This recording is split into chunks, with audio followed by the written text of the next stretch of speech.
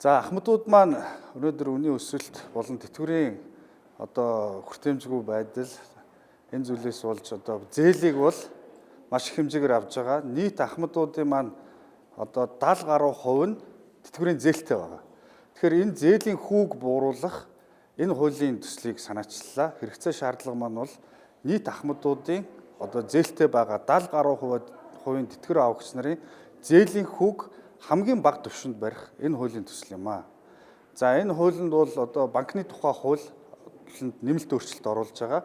Банкны тухай хуулинд өөрчлөлт оруулснаар бодлогын хүүдээр нэмэх нь банкны дотоод зардлыг оруулаад ингээд банкны салбар дахь хамгийн бага хүүгээр тэтгэвэр авагч нартаа зээлийн үйлчилгээ үзүүлнэ гэсэн үг. Тэтгэврийн зээл гэдэг бол нэг өдөр улсаас тавьдаг чөлөөт зах зээлийн өрсөлдөөнд нөлөөлөхгүй ийм бүтээгдэхүүн юм аа. Тийм учраас тэтгэвэр нь хүрэлцэхгүй байгаа ахмадуудаа зээлийн хүүгийг хамгийн бага хэмжээнд барих ийм хуулийн өөрчлөлт болж байгаа.